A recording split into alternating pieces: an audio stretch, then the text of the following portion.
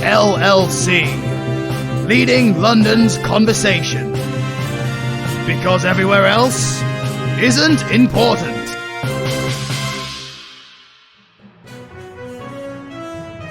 And now, on 666 FM, it's Demon Hour, with your host, Uta Twet. Good evening all, and welcome to another fine episode of Demon Hour, and I'm your host, Uta Twet. And I won't be surprised if none of you even know me, since Scythe doesn't seem to want to do another audio of me, yet I was a shining star at the beginning of the Krampus audio over a year ago. Everyone said that my introduction was the best part of the audio, but no, don't do another audio about me after deleting my only audio last year. I am actually an OG character, but who cares about that? Because today we have a celebration for all you horny, ear-licking, dirty, reprobated, cretinous people sat there or laid down on your headphones waiting for a nice little bit of comfort. Yes, I am bitter. But that shouldn't be, because it's a time for celebration, I suppose. So we have the illustrious, beloved creator, Scythe Audio, in the studio with me today to answer a load of questions, because he thought it would be a great idea to have a Q&A. And of course, because I'm the only fucker in the audio series who has a radio station, he is polluting my safe space to answer all of your stupid no-brain questions. Good evening, Mr. Scythe. Oh, God bloody hell, you're in a good mood, aren't you? Do you really want to go down that avenue? You brought me back to benefit you for his stupid Q&A, and I don't even get my own radio station! What radio station broadcasts once every 2 bloody years? Okay, yeah, you're not wrong. But shut up and do your job. What? I need a bloody union! So make one. Anyway, yes, hello everybody. Today, this is the Q&A session. It's going to be a bloody long one, because there's over 100 questions. So what's going to happen is Uta's going to ask the questions. Oh, it's coming from the same voice as me, so I'm probably going to fall out of character many times. And we're just going to make our way down it. But first, a couple of rules. If any of you ask stupid questions that you should be able to find out yourself by actually listening to the audio, you're going to hear this. Where you pay attention? The if you paid attention bell. Which basically means you're a donut and should go back and listen since it's been answered many times. But just please bear in mind, everyone, it's all in good humour. No offence intended. So I guess we should start, since this audio is going to drag on. What I will do is there are a few big questions that I'm going to ask Mr. Scythe. Since all of you seem to have the creative capacity of a fucking toenail and all want to ask the same damn questions. So what we've done is we've deleted a load of them, so don't take it seriously. Oh, I'm not as special as some people, because he didn't answer my question. No, because you answered the same question as about another 10 fucking people. So, a few of them won't be answered, but they'll all be compiled into one general question, which I will ask now to get it out of the way, and not waste my precious time. So, first things, Mr. Reaper, how did your channel start? That's a long one to begin with. So, 2020, I was, as you know, a little thing called the pandemic happened. Lots of us were trapped at home, just trying to make sense of our lives. I was working 3 days on, 4 days off at my job back at the time. So I had 4 days of trying not to lose my fucking sanity. And I started looking up sleep aids, as I'm sure many people do. And I was going through... At the time, I was really big into an audiobook called The Dresden Files, and you've probably all heard this before if you follow me. Dresden Files is my singular biggest influence and inspiration for making audios or even voices, because James Masters is an absolute god. He used to play, for those who are old enough, he used to play Spike in Buffy the Vampire Slayer.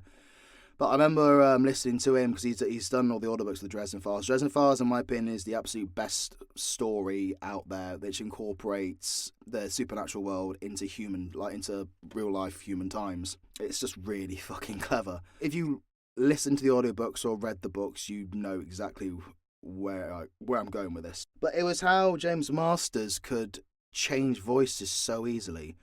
Like, even his female voices, even portrayed for a male voice, was convincing.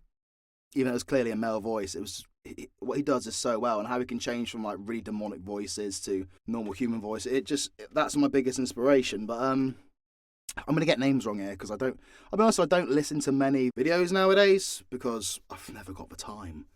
Unless I'm close in partnership with voice actors and my mates. But I think it was something like Shadow something he's Shadow or something. I remember I was sat there listening to like sleep aid audios, and I said this, "Hey darling, you're worth it." I was like, what the fuck's this bitch whispering in my ear? And I was like, oh, they're saying nice things. Oh, that's quite interesting. You don't know me, but okay, that's very sweet of you. Cheers. And I looked into it, I thought, audio roleplay, what the fuck is that? Because I always had it in my head that roleplays were, when you're in school and you have like plays and you get given a thing to do and you've got to make it up on the spot. That was my knowledge of what a roleplay was. So when it actually came to that roleplays can be pre-written, I was like, oh, audio roleplay. And I remember I typed it in YouTube, and of course I got absolutely smothered by pretty anime faces on thumbnails. And I'm not big into all the fucking waifu bollocks, so I avoided a lot of it. Then there were some interesting ones. Can't remember the fucking name of them for the life of me. But there was one series on you're a vampire. No, your roommate's a vampire. I looked into that, and the story was actually pretty good. It turns out you had angel fucking DNA in your blood or something. I thought, this is quite cool. And I looked at it, it's a series. That's clever. And then I found, I think it was Teacup Audio, and she did some similar stuff as well. So I was listening to a bit of this. I wasn't into the boyfriendy stuff, but I liked the venture stuff. I thought, it's actually quite cool. It's like listening to an anime in your ear. And she had one episode. It was like you're a mercenary or something, and there was just one episode. Then she eventually did a second episode, and loads of people said, I wish you can continue this as a series. And I thought, yeah, it's a bit shit that they didn't. And I was talking to a friend at the time, and I was saying, have you ever heard about this audio roleplay stuff, or ASMR? So I didn't really know what ASMR was until I heard I watched this video of this fucking woman eating shit. Well, not eating shit, but eating stuff. And I was like, oh, what's that? But then you get that like weird mouth noise and strange mouth sound in your ear. I thought, that felt oddly satisfying. That was weird. And I looked up what ASMR was. I thought, oh, okay, it's basically giving your ears an erection. Okay, fair enough. It's an erection.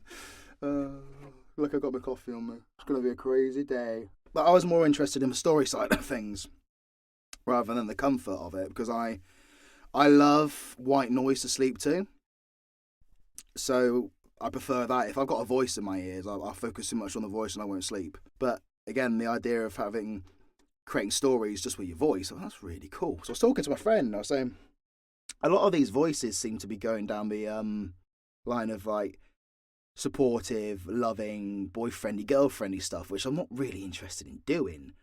But at the time, I was writing a book at the time called The Shield of Seraph, and this is based in the Alpha Claw world, but all the characters, I'll go down this a little bit later, but the stories in the Shield of Seraph are very, very close to my worlds now, and I pulled a lot of the characters from it.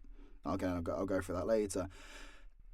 And then I was talking, hang on a sec, I could probably take this and I could probably do my own with this, because I don't want to sound big-headed. I was listening to a lot of his audio roleplays, I could do better than that from a voice acting perspective. And I was talking to a friend, and I was saying, well, I've got no acting experience apart from in school, but I'm a vocalist in a metal band. I have been for a number of years. I thought, well, what's the difference between portraying emotion through your voice in acting and then singing? Because when you sing and perform on stage, you're acting as well. It's a form of acting. So I thought, hang on, I could do monster sounds. I want to do weird, I could do like this, like some monster audios and shit. That could be quite cool.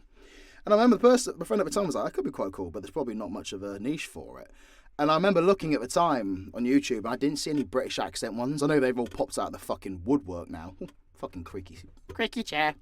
They've all popped out of the woodwork now, but at the time I couldn't really see any British metal accent ones. So I thought a lot of people liked a British accent. But they're not all, oh, colonialism, you colonise half the planet, yeah. You know, most people just generally enjoy the accent. It's fun. I thought, I might actually give this a go. And I had a little bit of expendable income at the time, so I went online, I thought, Project Scarlet. So I bought, which I still use to this day, the Focusrite Project Scarlet. I think it's Studio 2 or something. It's on its way out now, so expect a fucking link on my throne soon saying, do you want to help me out with this? But yeah, I still use the same Focusrite interface as I did 2.5, 3 years ago. And it was summer 2020. I got it, and I set it up. And I'll tell you now, I have no prior mixing experience or recording. The only recording experience I have is going into a studio and someone recording my vocals for me. So I got it. So I had a bit of, this looks similar to what the guys do when they record my vocals.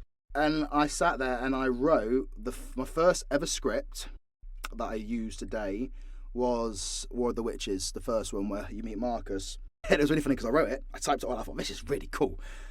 Hooked everything up. Set up Reaper is what I use, funnily enough, for my audio interface recording. I've always used Reaper. I stand by Reaper. Those fucking weirdos use Audacity. I don't know how you use Audacity. You're more autistic than me.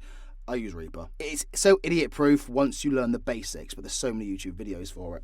And I remember I sat there, got the script, went up to the mic, and I froze.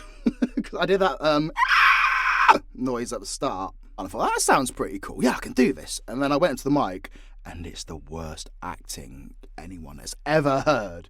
I was like, I wouldn't try and turn the light on, love. It was terrible.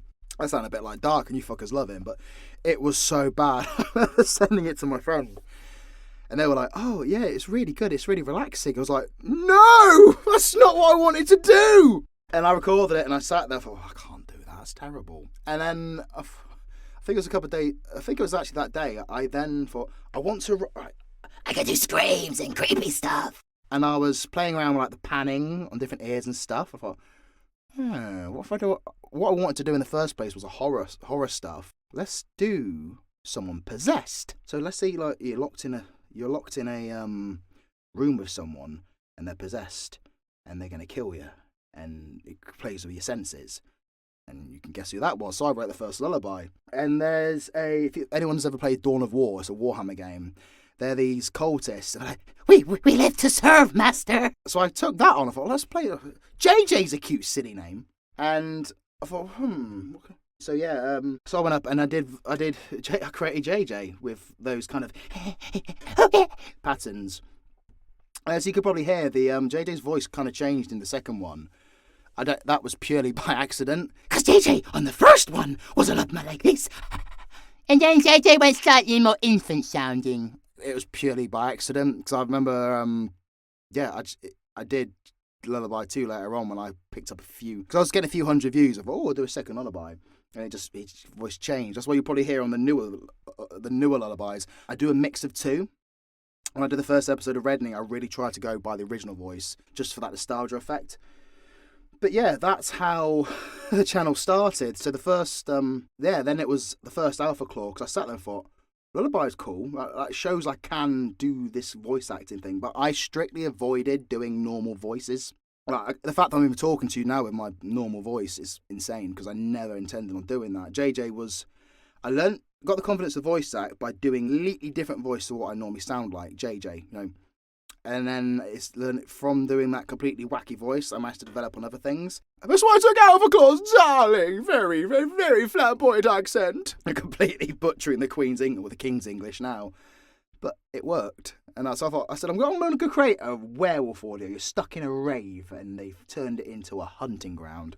Yeah, so my first audio, it was, because War of the Witches, I fucked it off. Literally, I pushed, it was so bad, I pushed it aside and completely forgot about it. I then went back to it and redid the script once I developed my confidence. Alpha Claw was the first one, Alpha Claw was the first one I released, but it wasn't the first one I recorded. Lullaby was the first one I recorded, but I was too scared to upload it.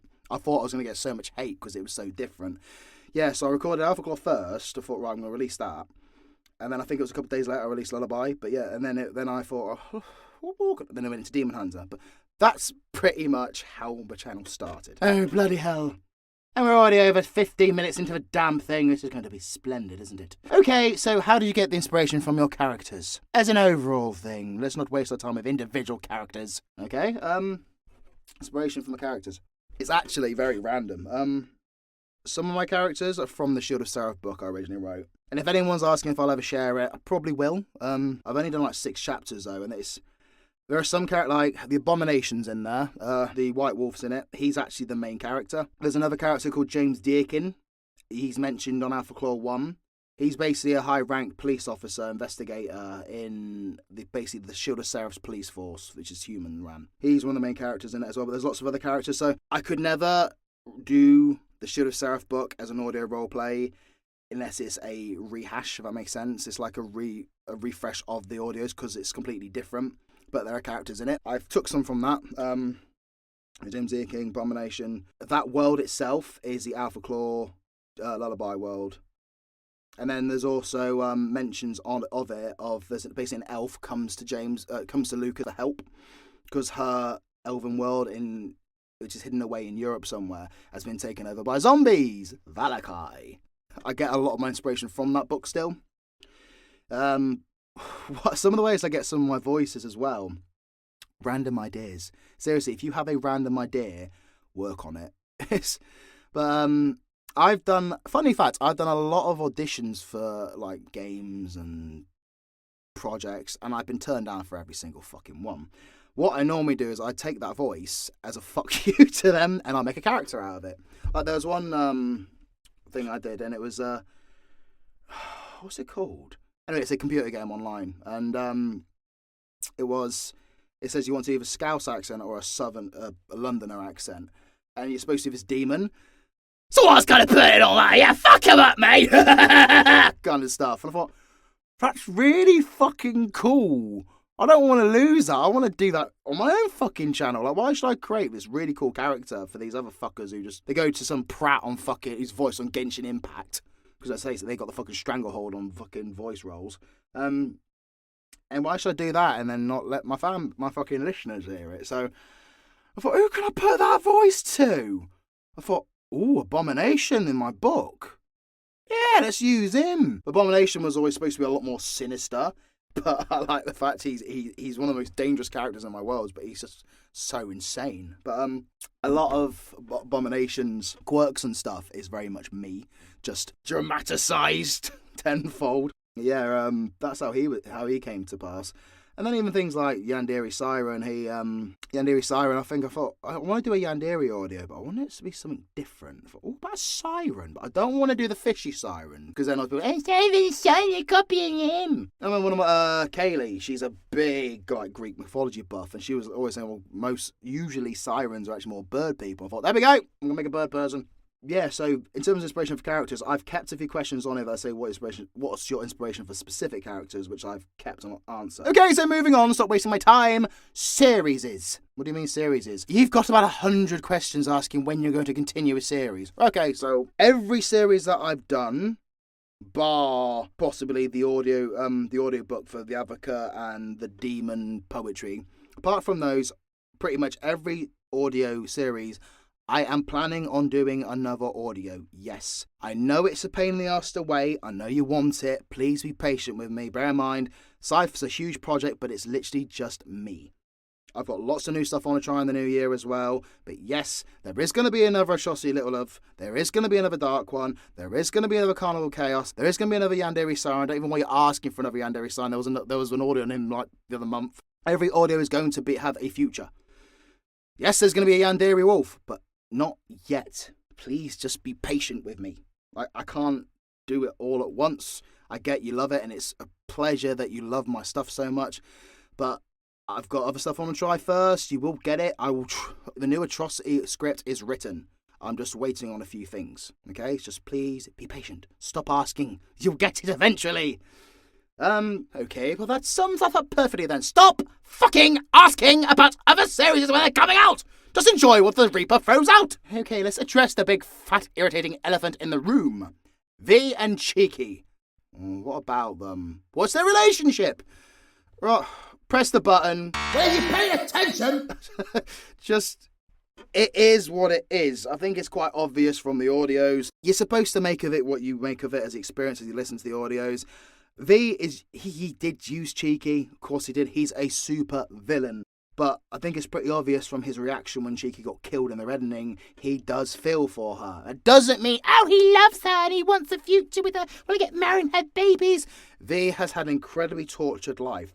He is, at heart, a bad guy. He has plans to save the Earth, obviously because he has people he loves.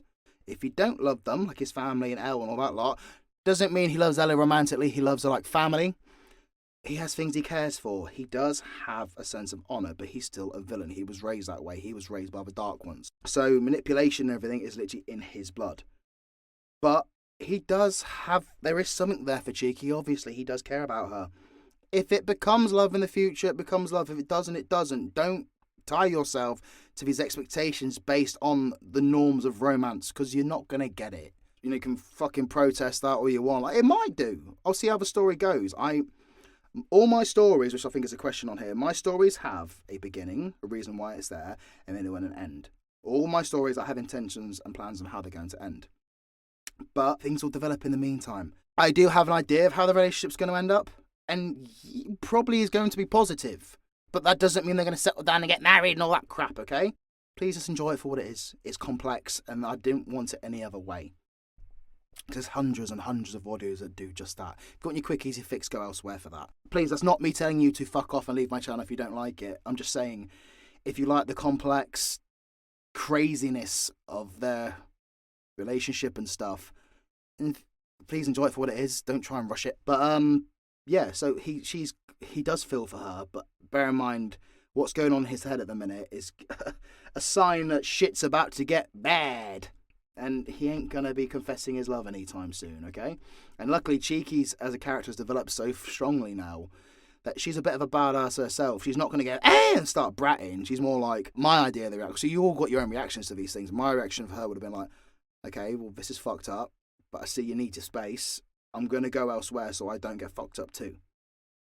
But she still cares for him. She's not turning her back on him or anything. And you'll see that in the future. Okay, so creative process. I think you pretty much answered that, Sive. I think so, yeah, with creative process, like every story's different. I say JJ was me practicing learning how to voice act. Alpha Claw was literally, I just wanted to fucking create a crazy werewolf rave audio. Because also there's lots of werewolf audios when you scroll through YouTube. Yeah, I would say that then for Yandere Siren, I told you I got that. Carnival Chaos was literally my way of just wanting to show off my voices. Demon Hunter, so actually that's a good point to tell you. All my worlds are connected in some way. They all have a part to play in the wider universe. But it was actually someone commented years ago which gave me the idea, because I did Demon Hunter because I think I watched the first season of The Witcher. I thought, big brooding Hunter was actually my experiment with doing a normal voice, but trying to be the more dragged out, mature, sexy voice, like that. That's why he sounds a bit like that in the first audio, but then I thought I'd put all my demons and crazy voices in with it. And then I created Hunter, and I thought, that's a cool audio. So I released that, but then someone put a comment like, are these worlds connected? Yes. Yes. And it was from that point that I've started piecing together the audios, and then I created the universe from it. Whoever said that comment, don't start trying to claim copyright for me, because it's my stuff. Okay, so now there's those out of the way. Let's get on with the actual questions. Would you like to work with me on my first audio series? Okay, everyone, you don't need to ask me that on a Q&A. I am open to fuck way on doing collabs with people. If you want to collab with me, don't be scared. Don't go on servers going, I really want to work with Side, but I'm scared. Don't. I know I've got a reputation for being problematic, and I am gobby. That's just part of my British culture for banter. If you don't like it, tell me. If I ever say something that offends you, just tell me. Be nice about it. If you come expecting reparations, you're not going to get it. But if I say something that ever offends you, just fucking say. But most of the time, people just give it back. Like, I don't mind being fucking ripped as well. It's all a good bit of fucking laptop. It's all a bit of banter. But I'm a human being like everyone else. If you want to do a collab with me, just reach out and ask. I prefer if you've got a solid plot, but I don't care if you've got 40 subs or fucking 20,000 subs. If you want me to do a role, I'll do the role. Shout out to Escaped. He was actually the first person to actually want me, get me to do a role based off what I'm good at. We'll cover that later. I think there's a question similar to that in the... If you want to work with me on an audio, or if you want... don't be asking like if I've got any voices for you. If I have a role that I want and I think a voice actor will be good for it, I will reach out to them. If I don't really know anyone, I want to see what is there, I'll do a casting call on Twitter. On Twitter. So add me on Twitter, Audio Scythe. Keep your eyes peeled. Please don't ask me if I've got any roles for them, because I don't know who you are. I've not listened to your stuff. I'll find you a different way. You know what I mean? It's a natural thing. But if you want me to work on your channel, ask me. Okay, there's that then. What would happen if a dark magic user and a light magic user had a kid? They'd have a child. Light magic isn't inherited. It's a mantle that's passed down when the original light magic user dies. There's only one. It can't be inherited by blood. As for dark magic, no one really knows how people develop it. Only the dark ones do, and they're very good at finding people who do have it. But no, you do have magic users, like say the Empyreans in the V universe. People have magical abilities. It depends on the world, really. But like for example, Empyreans, it's literally they have magical abilities and magical blood. They're like a race, sub-human race of their own. But yeah, they don't. If a dark magic user and a light magic user, because dark magic's not inherited by blood, neither is light magic. So chances are, if they had a kid, it'd just be a kid. Why did the Advocate kill JJ's parents? The Advocate didn't kill JJ's parents. He pulled JJ out of a house fire that his parents died in, but I can't tell you why. But no, he didn't kill them. They were already dead when he got there. Hey, there you go, you donut. On to the next question. Would you ever do a fan meet and greet in future? No. To put that bluntly, if there was a way of hiding my identity or something like that, cool. But I'm quite a private person in my real life. If I ever made it big as a famous voice actor, then yeah, like if I ever made it big in a project or my face would be on there, I'd be like, yeah, I'm also Scythe Audio. But I've got no interest in showing who I am, because in the day I am Scythe on here.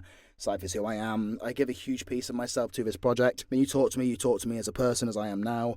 You don't need to know me more than that. But no, like I'm very interactive with my supporters anyway. There's a new fan-made Scythe Discord server. I will put the link in the descriptions. But yeah, you can talk to me like that. You can fucking Twitter, Instagram, TikTok, all this stuff. I'm very active. You can talk to me that way, like meet and greets, you know. Unless I'm held up in a fucking Comic-Con booth, I know I've made it, then that'll probably be the time when that'd ever happen, if that was ever to happen. Okay, and next question. What was the inspiration or situation for creating your characters? I've already answered that. What lessons have you learned this year? What lessons have I learned this year? Oh, that's a bit of a long one, isn't it? It's always raining in Wales. That's a lesson for you. How old is V? V is about 26 years old. The Dark One story ended, as it says in the first villain audio, 10 years before the first villain audio starts. V was about 15, 16 back then. He was a teenager, but the oldest of the family, alongside Al. 10 years past, so yeah, V's about 26 years old. If you had to choose what world of yours you'd be stuck in forever, what would it be? I mean, they're all a bit fucking dangerous, aren't they? Probably the Yandere Sirens, or Alpha's world, to be honest, because they're obviously incredibly dangerous, but they've got a very sense of normality to it. You know, there are laws, but it's based within the mythical world, so you can meet supernatural characters and stuff, but have a regular life too, and it's all protected under laws, because the Shield of Seraph make it possible. There are still murders and stuff that take place, but there's laws that protect you and punish people for it, so probably that. I would say Demon Hunt as well, because that would just be fucking cool, but at the same time, very, very dangerous. No, there are not as many laws, because obviously there's constant wars going on. So yeah, so I'd probably say the Yandere's world or Alpha Claw's world. What was your inspiration for making the last fucking bunny known as V? So V, I think it was my 4th or 5th audio. Could be wrong. Originally, because I did Hunter, I did Alpha Claw, which I got like 3 really nice comments and I was all giddy about it. Then I did Lullaby. Then I think I did Demon Hunter, which did really well. And then I think I did a second Alpha Claw. And then I thought, what could I do? Because I thought, British accents are rare around here. And even if you look at British accent voice actors, they're normally the well-spoken kind of British basic accent. But you don't get many people do the Southern London accent, you get me? They're probably going to be at some point, but I've not seen them. In terms of big animes and stuff, if there's a British accent, it's normally that kind of accent. So it was actually my experiment. I thought, because I do have that accent from my family roots and origins, I thought, you know what, I'm actually going to try that accent. How about a supervillain who's doing something naughty but ends up saving you in the process? Saved by a supervillain. And I just, the rest is history, you know. I did the accent and it just fucking worked. I thought, these attitude is kind of similar to mine when I'm bratting. So, yeah, that's literally how I got the inspiration for V. Good fun. Never looked back since. And I remember because I post some of my comments, I think, oh, fuck. What am I on about? The Dark One audio was one of my first as well. I think it must have gone now. You know what, if I actually just looked at my fucking video releases, it would fucking help, wouldn't it? Yeah, so it was Alpha Claw, then Lullaby, then the Dark One. But the Dark One, it hit 1,000 subs. I released Alpha Claw, then I released Lullaby, and I kind of left it like that for a couple of months, and I thought, it's alright. Then I released the Dark One, and it was, I'm probably not going to bother again. And then my friend was like, you're aware you've just reached 1,000 views. And I thought, oh my God, 1,000 views, that's insane. I'll carry on. It's literally how I carried on, because the Dark One audio did about 1,000 views and I got all excited about it. So if I did the Alpha Claw, I did the Hunter one to try my voice out with something a bit more manly. Then I did Alpha Claw and I thought, then I tried Villain. And I remember I fucking posted Villain. And I went to work. The views went boom, boom, boom, boom, boom, boom. Hit 1,000 like one day. And it just blew my mind, like all his comments, oh my God, it's amazing, make a part 2. And I had such an endorphin rush, I felt drunk. But yeah, so that's how Villain came to pass. Like that was my first time of actually seeing real love for an audio, like a big love. And obviously till today, the first supervillain audio is one of my biggest audios by far. Oh, lovey-dovey bollocks. Okay, what was the hardest voice you have ever done? Hardest voice I've ever done. It's got to be the hardest voice singular. Has to be the Beast from the First for the Feral series, because it's just a fucking graft. I remember because I want to get that growl in there, and because I think the script itself is about 500 words, but it stretches on for over 20 minutes because it's the long drawn out process. And then you're mixing between like the growls and getting the voice right without hurting yourself, and then doing the gutturals and stuff. That felt like a hell of a workout to do.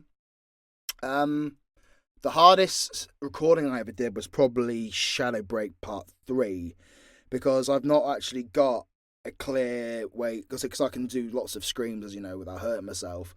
But it was a shouting of rage that V does paired with atrocities. It's the first time ever I was like, shit, I need to actually have a break and fucking rest, because it was, like I said, it was just a pure basic raw shouting of V, which it's hard to get that kind of technique right with atrocity. That was the hardest set of voices I've ever done, but the hardest singular voice is probably between, because I could do this all day, it's actually quite easy. So Chiron's stuff's pretty, I can do that now since I've developed over the last couple of years. When I first did Chiron, it was a fucking graft. But the hardest one in total will be the Beast so far. Bommo, I would have thought Bommo, but Bommo was actually quite easy. I felt it afterwards, but no. Okay, so question for JJ. Does he have a favourite flower? Favourite flower? Probably rose, cause red. Next question. Where did we go when the angels took us from the atrocity? Like, did we die? Or we got kidnapped? By the way, I'm Undo Time, and thanks a lot for your advice a couple of months ago, and I'm now starting to do ASMR with a load of friends. Oh, that's nice. If I've inspired you, it's lovely to know you're equally as crazy and insane as me. You know, I never thought I'd inspire people, so the fact I do is, there aren't words for it, it's amazing, thank you. Also, where did we go when Atrocity took us? Press the button. Were you paying attention? I don't mean it mean, but Angel said where Little Love was going. They're taking them back to their world for purification. You'll find out what that is when the audio's ready, and it will be out next year. How do you feel knowing you have helped so many people by your channel? How do people contact you, whether it be fan art or VA offers? How do you get inspiration for your stories and lore, which kind of similar to what we've already answered? And why do you make your characters so fucking overpowered? 4 questions in one person, you greedy sods. Again, if I help people, wow, I never knew that was going to be a thing. It's out of this world. It's amazing. I don't want to sit here and go, oh my God, this is amazing. Thank you. I love that. It's just humbling. It's lovely. I don't know if it's because I'm British, so I don't show an awful lot of excitement for things, but no, it does mean a lot. And thank you. If I've done something to help you, thank you. It's great because it's those kind of things that have kept me going on this channel even during the hard times. So yeah, it's an honour. How to contact me, scytheaudiouk@gmail.com. That's my official email. If you want to offer me VA roles or fan art. Fan art is a big thing for if you tag me on socials, like Twitter, Instagram, if you tag me on us, I will see it. TikTok's good. Loads of people do TikTok videos on me and I fucking love it. I check that every day. The new Scythe server, there's a Scythe fan art channel. So again, post it on there, I'll see it. If you want to email me, yeah, that's cool as well. scytheaudiouk@gmail.com. Please, I appreciate it, but don't send me random messages on my emails. I've had a few emails. I'm not insulting anyone. I've had a few emails just randomly talking to me on there. You're not going to get a reply because simple fact is scytheaudiouk@gmail.com is my official email for things like VA roles and stuff like that. I don't want it clogged up with just conversations, okay? So yeah, that's my email for that. I look at inspiration for my story or lore. I've answered that already. My brain just goes places, and then I find ways to fit people in. For example, I wanted to do take Valakai. I thought I want to do a necromancer style audio, and I wanted to use my zombie voice because, as you know, I can do a zombie voice. And obviously, I had zombie, but zombie's a sweetheart. I wanted to do an evil zombie-like voice. And I thought, oh. What about a well-spoken British accent? It kind of goes between the two. Necromancer, that'd be cool. And I was like, oh, it just so happens I've got a Necromancer in the Shield of Seraph series. So in answer to your question, it just comes from fucking everywhere, to be honest with you. Therian was literally, I wanted to do stupid audio, because I've got a cat.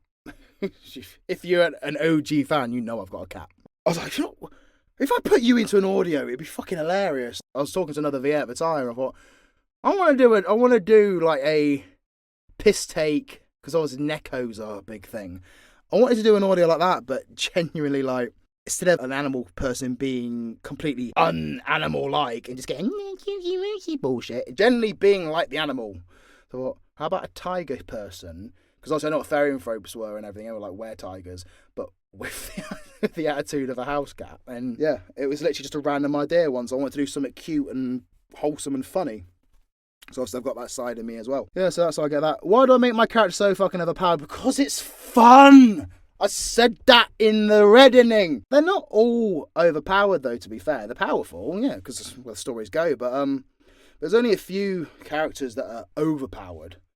Like, Atrocity's overpowered, but he's a fucking mutation freak that shouldn't have happened. Advocate's very powerful, but he needs to be. He literally keeps my worlds in order. Hunter's not necessarily overpowered, unless the end possesses him, but the end is literally the end of all. Abomination, again, he's a fucking mutation created by one of the Demon Kings down in the underworld. Every other character can be beaten. But I make them powerful because they're fun. Okay, so next. So we know that... Oh, fuck me, what's all this? So we know that having too much dark magic in your system, like Dark and V did, makes them kind of plummet mentally. I guess a lack of better words, is there something similar with light magic? Like, if someone ended up absorbing a lot of light magic, would they become like a narcissist? So, like most ASMR girlfriend creators on Twitter, or believe there's some kind of saviour in the name of Father Light or something. Since it kind of works the opposite way with dark magic, or would it just leave them completely selfless, kind of like being able to sacrifice yourself without question for others? Just something I've had been wondering about for a while. Okay, so, no. In short answer, light magic, I saw it's a mantle, and it came from Father Light. So there's a hint that Father Light isn't actually around anymore. But no, only one person has the light magic. They develop it at their own rate. Some people never even use it. because they don't know how to. Some develop it and become legends with it, as Blade did. But no, you can't. Dark magic you can absorb. There's a finite number, but there's still a lot of dark magic out in the world. As you see, the more you absorb it, the more you become a suitable vessel for the end itself. So it does start to take over your mind and point you in that direction, as it did the dark. Light magic, there's not any more to absorb. Light magic is just what you have, and you can develop it within your own capabilities. So no, they can't become a narcissist or anything. They're not going to become a fucking member of PETA or anything. If you had to throw away one of your big four stories, Demon Hunter, the Alpha Claw Chronicles, or Lullaby, which would it be and why? I wouldn't. Just, I'm telling you, say if I had to, I wouldn't, genuinely. If I threw out Demon Hunter, no world would exist. If I threw out V's world, there would be no ending to any of it. Alpha Claw Chronicle, you can't have Alpha Claw without Lullaby, and you can't have Lullaby without Alpha Claw, so no, I wouldn't throw any of them out, sorry. Sorry to disappoint ya. Is there someone at the top of the hierarchy in the corporation that is controlling everything about it, or is it a group of people? There is someone controlling the corporation. It is one person, and their will be done. You're going to find out eventually, but no way I'm dropping any hints, because it's going to be a brain fuck! How long is left before Dark becomes a Dark One in his story with Blade? Good question. There's actually a fair few years. As it stands now, as you know, the last Dark One, 2 years ago, Dark's in prison and he's started to be manipulated by Callista. If you watch the entire audio, don't piss off before the ending. Yeah, it's probably about 5 years. There's a big gap. I'm not doing 5 years worth of audios for it, but there is a jump. Like there's a good few, maybe not 5 years, but there's a good few years in between. Because V's dark magic powers are starting fucking with his head now, because V's only just had Shadow Break. Dark's had Shadow Break since he was an infant. He's always had those whispers in his head, but because he's had them from such a young age, he thought it was just his brain. It's only now, it's when he started feeling things for Blade, because he's never felt for anyone before, they've started getting stronger because they're jumping on that emotional link. But yeah, it takes a good few years to obviously twist him, because Dark's fucking strong. What is your music taste like? All over the place, to be honest. I am, by all rights, a metalhead. I love my metal music. I like heavy rock, but I'm also very picky with metal, if that makes sense. Like, I've got a lot of bands I really like, but it doesn't mean I'm going to like every single metal song. Like, deathcore's a big thing at the minute, but I don't actually like an awful lot of deathcore. There's a few bands I love. I fucking really like Slaughter to Prevail. I like Whitechapel. Death metal's very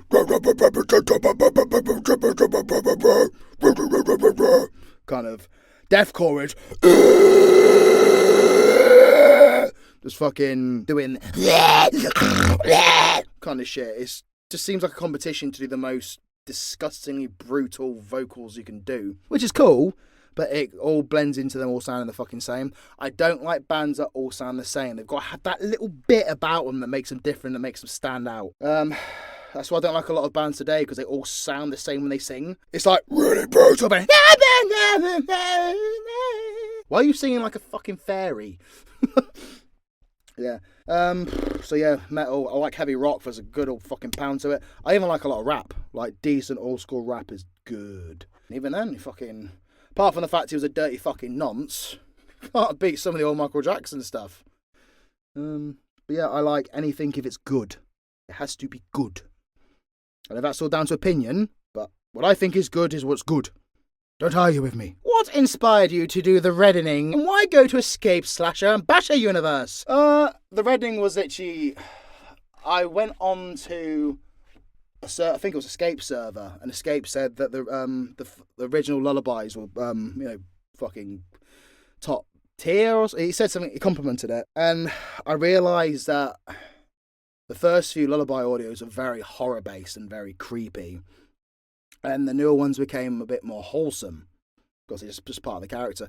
I probably bent a bit to fan expectation and desires, but it's still good. I don't regret it. It was good fun doing the wholesome lullaby stuff. I kind of lost my way a bit with it, because I remember lullaby is still supposed to be horror based. I found myself putting horror audio in the descriptions and it not really being horror. So I thought I wanted to do an audio that's a proper ode to the original lullabies, and then I just got lost in it because it was only supposed to be like an audio or two, and because I was so busy, because I've got a busy life, man. it just went. I thought, well, this is going to be a good few months kind of thing. But I can't drop out of it now, I'm in it, I'm committed, I'm killing characters left, right and centre. I've got to fucking just see it through. And I took a lot of work, but I managed to get it done, obviously, before Christmas. But yeah, literally the inspiration was a tribute to the original lullabies. And I just wanted Maverick to go fucking crazy. And I will never do that many in succession again, because doing his vocal lines is... Yeah, his voice is the hardest to do. Recording his lines, then going back and doing the screams and gutturals to it. Oh my god, it took for ages. But yeah, why did I go to Escape Slasher Bash? Well, because he asked me to. Escape literally, because I said to a couple of VAs, if they wanted JJ to like sneak into their world, just let me know.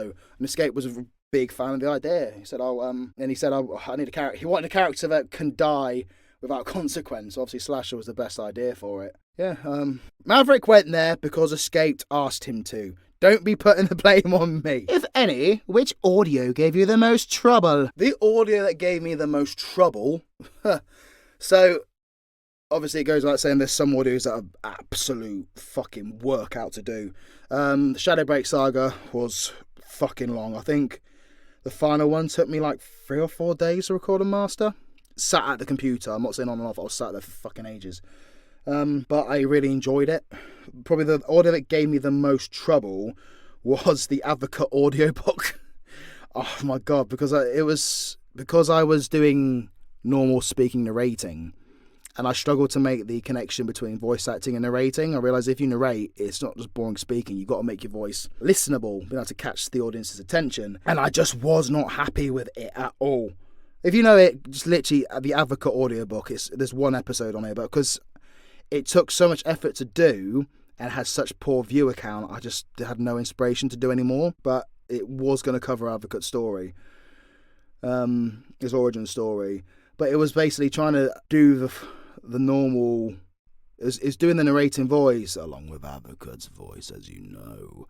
I don't know why, I just wasn't happy with it. Every time I ended something, I got a vocal click or tick and I had to redo it. And I remember I left it for about 2 days and came back to it because I wanted to get it done. But I remember that being such a frustrating audio to do. And you would think it was weird, since all the voices I do are doing a close to normal voice. Why is that the hardest? It just is. Okay, moving on. Hello, Scythe. What is your favourite video game currently? I've just finished Spider-Man 2.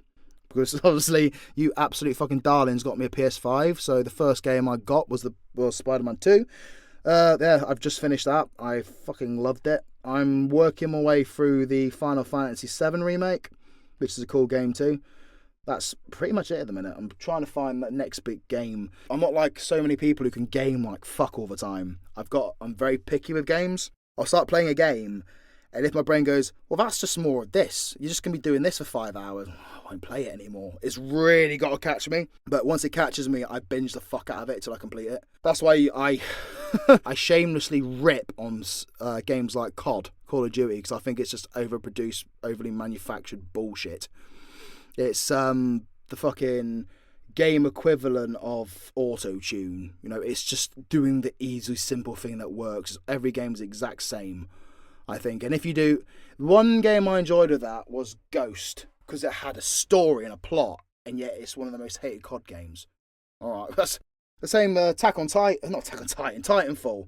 Hated the first game, because it was all just fucking playing first person online and getting battered by the COD players. And then they did a second one, and they had a really good story to it, and people ripped on it. So I don't tend to like games that everyone else likes, if that makes sense. What character lore is your favourite or most important, and which character do you think could win a fight against Bommo? All the lore's important, most of it. What lore's my favourite? I really like the lore of Dark that goes into V's world. I like all of it, to be honest, because every lore's got its own, I like the fact the War of the Witches is all steeped in the aftermath of a big war. I like how V's world is all the aftermath of Dark becoming the Dark Lord and fucking shit up. I like the fact how that was all stemmed from a previous war between the Empyreans and the Order. I like it all, to be honest with you. I couldn't pick a favourite. Who could win against Bommo? It's one of those things. I don't want to give away too much about him, but Bommo is incredibly dangerous and incredibly powerful. The only one who could probably hold their own without the threat of eventually losing would probably be Atrocity. Like those two, like they're both the most insanely powerful, dangerous characters who like their appearance in audios tend to spell doom for someone else there. He's going to be the biggest challenge for Bombo, which is why they're both kept respectfully in their own worlds apart. Oh god, we're not even halfway through the damn thing. Do you prefer writing solid plots for your stories or exploratory plots? Building the world with characters. I think I've answered the question similar in another one. I will think of an idea, and I'll normally have a beginning and an idea for a middle and an end, and I literally go from there. Even a lot of the time when I write scripts, I'm making it up as I go along. I don't know if that's a good thing or a bad thing, and you'll get some established script writer go, oh no, you've got to follow this, your script sucks, but shots fired. But I literally just make it up as I go. I don't follow a certain standard, I don't follow a blueprint, I don't follow anyone's expectations, fuck what anyone else thinks. I sit there and I write what feels cool, and then I'll read through it and think, that's quite cool, or if it's shit I'll edit it. That's literally my writing process. I just go off what feels right in my brain and what's fun. And I think that's the best way to go. If you need help, cool, but I think the best way is to let your imagination fucking run wild, and chances are it won't suck, as long as you're true to yourself. Chances are, if you stick to what feels good and fun and what's true to your imagination, it won't suck. What characters are in the same world? I'm just going to say, World 1, Hunter's World. There are going to be series that pop up which could arguably say that they're in the same world but in a different country. But at the minute, Hunter. War of the Witches. You've got Creed, you've got Marcus, you've got Cole. You've also, that's in the UK. In America, in the same world, you've got Yandere Siren. Also in the same place, you'll probably make the connections later, you've got Incubus. It's all connected. Witches at war. You listen to the audios, you'll see. But yes, so you've got Creed, Marcus, Cole. You've also got Yandere Siren and Incubus. They're all in the same world. Celestials is anyone in the Celestial world, which should be quite easy to follow since it's all on the same playlist. Alpha Claw's world. All the Alpha Claw characters. You've also got the Lullaby characters. Funnily enough, Demon Hour takes place in the same world. The Patreon exclusives, which will soon make its way onto YouTube. Alistair, who's in the Alpha Claw. The vampire, the rich as fuck vampire. He's in that world. You've also got Valakai, who is in the same world over in Europe. Bomo, also in the same world. Therian's in a world of his own. Yandere Werewolf technically is its own world, but you could say it's in the Hunter's world, but later on, because the werewolves haven't been created yet. But you could say that it was later on.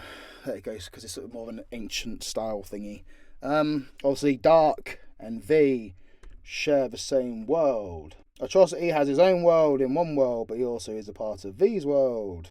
Feathers and Thorns have their own world. It's I did do that Demon Lore poetry. That was like a prequel, but I could never be asked to do because it did so badly. He shares the same world as Feathers and Thorns. And a little lore thing, the angel kin in that world are not the same as the Serikin. Angel kin naturally descended from angels. The Serikin are genetically enhanced and changed by humans, the corporation.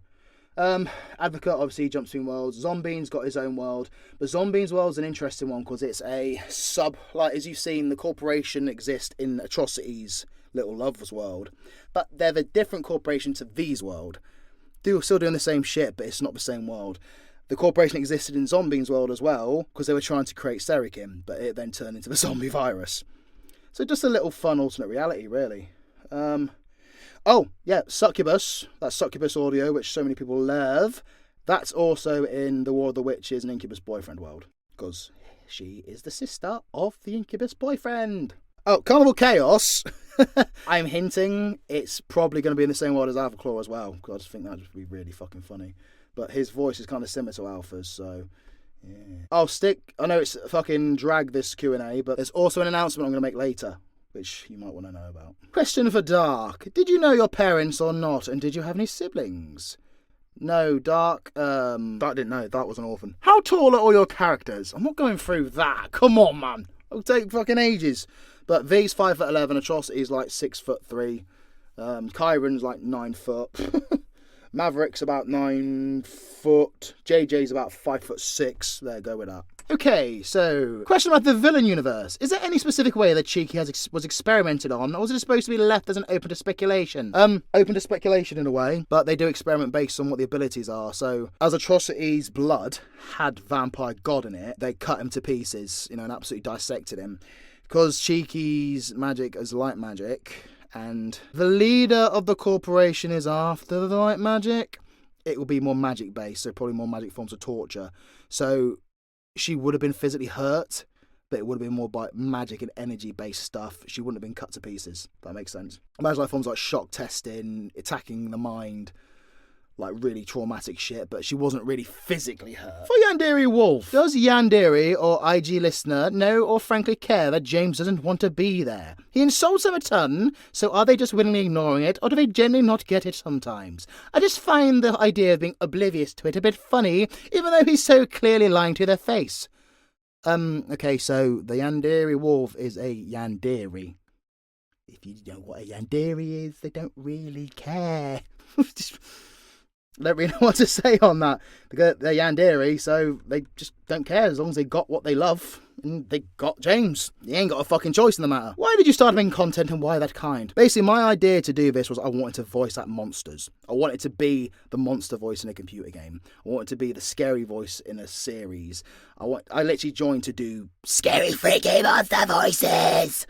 I never planned on actually voice acting like this, but lo and behold, it got fun. How do the Celestials and Gods work? Sparkles is able to create life, but you also have the Gods. Are the Celestials gods? No, so there are, this will come into it later, there are beings known as entities.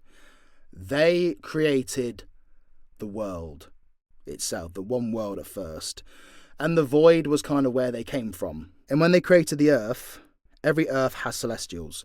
They're all different, but they were just elements. Like, it's kind of like, you get a manager come in and say, right, we're going to create this thing, and we're going to hire the experts to make it. So they would come in and they create the Celestials, who would then create the worlds. You could say in every world's got Celestials, but they're maybe not those exact forms.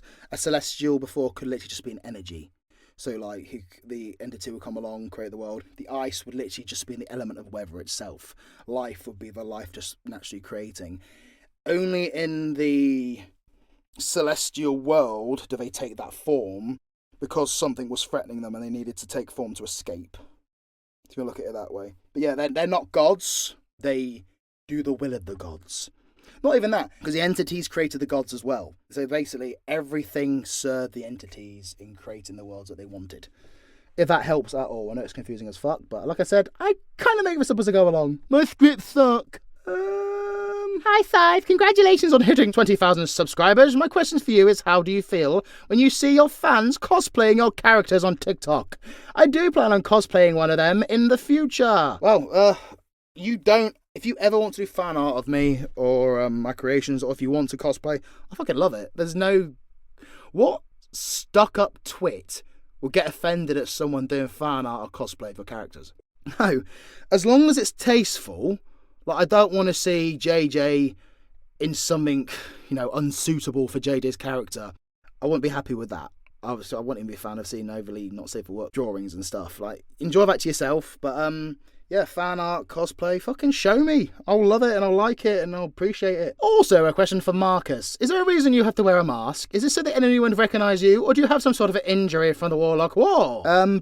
So basically, when the veterans of the Warlock Wars had those magical infused weapons, he's got a chainsaw which is obviously infused with magic, which sent a lot of them, the more powerful they are, had after effects. Cole's already insane, so his chains didn't really affect him. But it sends Marcus insane if he uses it. But it can also have other drastic effects. I'm not going to tell you what it was for Marcus, but it is the reason why he wears a mask. Have you ever been stuck in a voice or use a character's voice in daily life or on accident? Yeah, all the time. When I get cocky or bratty, I do pretty much bring out V's voice. I use that a lot. Fucking the missus loves it. I do V's voice a lot. When I take the piss out of things, I tend to shoot to JJ's voice. Yeah, a lot of the time I do. But yeah, I do. It does come out quite a bit. I'm waiting for that day when I'm fucking about in a supermarket or a convenience store and someone just turns around and looks. I'm like, fuck. I've doxed myself. But no, God, there's a lot of questions on what inspired me. I hope I did answer that before. Will JJ and Twinkle ever meet L and V and Cheeky again? It's a Slife world, anything's possible, but they won't remember it. Any hints about what will be in store for the lovely Farian in the future? Farian, right, funny, don't panic, but the last Farian audio was going to be my last one of him. It was mainly because I thought I'll do a Farian audio when inspiration hits me. Farian, I tend to get a lot of my inspiration from my cat, as I said, and I thought I don't want to do complex plots for Farian, it's just mindless fun. So if I get a funny idea for Farian, I'll do another audio on him, but I don't really have plans for him at the minute. He'll pop in for fun things now and again, but yeah, I don't have a plot for Farian. He's probably my only character that doesn't really have a plot. He's just for fucking good times. So you will hear from him at one point, but not in the close future. So, was JJ born with red hair, or did Maverick give it to him? Maybe Maverick thought it was a pretty red. No, JJ's hair is JJ's hair. It's a part in his genetics from his descendant. And you can work that out how you like. How would the Maverick, or JJ, react if Twinkle was killed during the Battle of Atrocity and Maverick? And how would the Hunter react if Horned Girl smothered him in hugs and kisses? My friend asked a second question. Yes, of course you do. Hide behind your friend because you wanted to know something perverted. Maverick wouldn't have cared. He somewhat needed Twinkle at first as kind of a power conduit. But as his power gets stronger through the deaths and the trauma caused by the deaths of the characters, he needed her less and less. So at that point, because as you saw, he tried to kill Twinkle and Elle saved her. So at that point, he wouldn't have cared. If she got killed beforehand, he probably wouldn't have been a bit annoyed because it might have got in the way of his plans. But now the worlds have been reversed back to how they were. He goes back to needing Twinkle to get out, so yeah. What is considered the main series on your channel, and will it stay like that next year? No, right, there is no main. There might be more popular series on my channel. Every series is a main series. Every series has a story to play towards a bigger plot. One of the difficulties of audio roleplay for my channel, if you want to skip past an audio because it doesn't appeal to you or something, that's cool. But don't then get confused or moan that you're confused, because everything is answered in these audios. They all get pieced together. And at some point, I will probably do a chart that explains. Listen to this Q&A. I've explained what characters are in each world. You need to follow it, because then you'll pick up on it. Alpha's going to eventually show up in the Lullaby world. And everyone's going, what's she doing? What's this? Well, if you watch the fucking videos, there's enough space in between. You'll know. But yeah, there ain't no main series. It's all connected. You beatbox, right? It's pretty cool. Do you play an instrument? I don't beatbox. That was completely improvised. I started learning to beatbox when I was younger, and my brother actually had a go at me and said it's the chaviest thing you can do, so don't bother. But I literally just got a... It's literally the... Anyone could do that. I can't beatbox, I just made it up. If you think that sounds cool, thank you. It only took a day to learn, so just get that... Have a fucking laugh with it. As for instruments, I used to play the bass pretty well, and I used to be able to play guitar quite well. I don't really play anymore. I do have a guitar, and sometimes I pick it up and play a few songs, and I'm... But yeah, I have the ability to play guitar and bass, just nowhere near the level as like my bandmates or anything like that. Out of all your evil characters, who's your favourite and who's your least favourite? I don't have a least favourite character. I love all my characters the same. Obviously, there's a few I'll enjoy more. I will always have an affinity for Atrocity. Like, when I record Atrocity's lines, or when I'm about to record them, I always get this feeling like, yeah, man, shit's about to get real. I get really excited when I play Atrocity. I love Bomber as well. I don't know, like, you could say the Demon Lord was my least favourite, but it's not least favourite. It's just that he's remained quite mysterious. And the fact he's Hunter's brother and Father Light's brother, you know, he's going to be quite fascinating. It's just I've not really used him much yet. Probably my least favourite is probably Lord Eli from Dark One. Just because he's such a hateable character. But it doesn't mean I love the fact he's so hateable. He's supposed to be. Like the fucking death wishes he got on that audio. It shows I did a good job of writing him. Do you have any script line scenarios from any of your scripts that you wish that you had included? If so, why did you scrap them in the first place? No, I don't think I ever have, to be honest. As I said, I write a script, then I'll read through it, and if it sounds cool and catches my attention, chances are it'll catch other people's attentions because I'm really fucking picky. So if there's lines or scenarios that I didn't think are good, I literally just delete it and replace it there and then.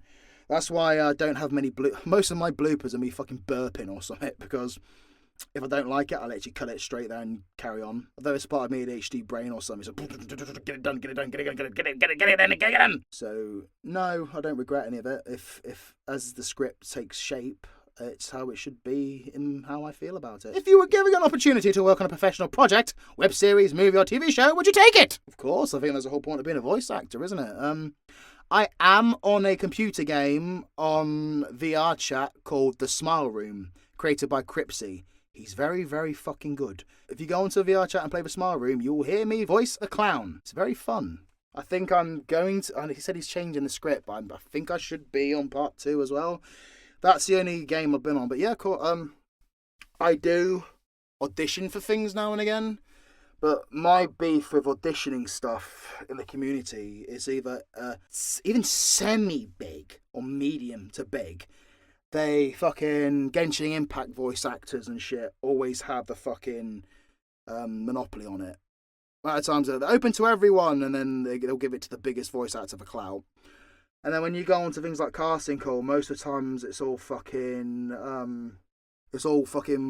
dub over comics or web comics or fucking Minecraft dubbing. I don't want to be horrible. If that's fun for you, cool, but I don't want to do that. I want to voice act for cool shit, and you rarely find it on there. You get the odd one, but a lot of them always like want an American accent, which I can do an American accent, but compared to an American voice actor, it's not going to be as good. But yeah, I'm very, very picky. When I do find something that I want to do, I'll apply for it, but chances are it'll go to a big voice actor anyway. But yeah, if I ever got asked for it, yeah, for a fucking second, mate. Of course I would. Who was your favourite character you had made so far, and who was a character you regretted, hated making and made? As I said before, never regretted making a character. My favourite characters, like I say, I love them all the same. There's some characters I enjoy voicing more than others. But yeah, Atrocity is obviously way up there, some of my favourites. It's always fun doing Advocate. JJ's always good fun. I'll sit. It'll take more time to sit here and say who I like voicing because I'll go through everyone. Don't regret making anyone. I've had a lot of fun creating some new characters recently, which I'm looking forward to bringing into New Year. But yeah, there's that. How does your throat cope from all that screaming and growling? Technique. Learn it. Take your time. It doesn't fucking hurt to take your time and learn things from the start. Start off. I'm going to give you a little vocal lesson now. If you make the noise if you've been hit in the stomach, practice that. Like that. Then hold it.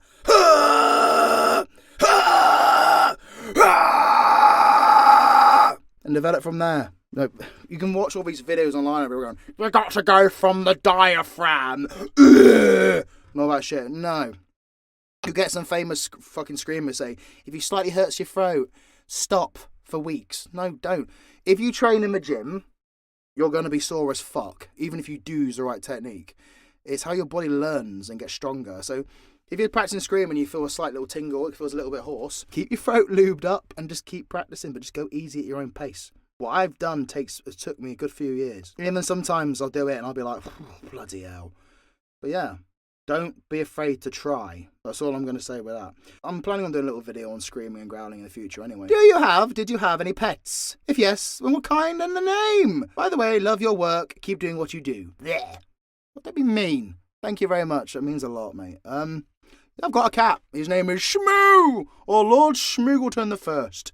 He's just a fluffy white tuxedo cat. He's the most fabulous, precious thing you'll ever meet. Oh my God, he never stops moaning. Yeah, his name is Shmoo. He actually did he voice acted the purrs for the first and second Ferrin audio. Do you have any pet peeves when it comes to making your content? Pet peeves? Probably like the big audios, how damn long it takes.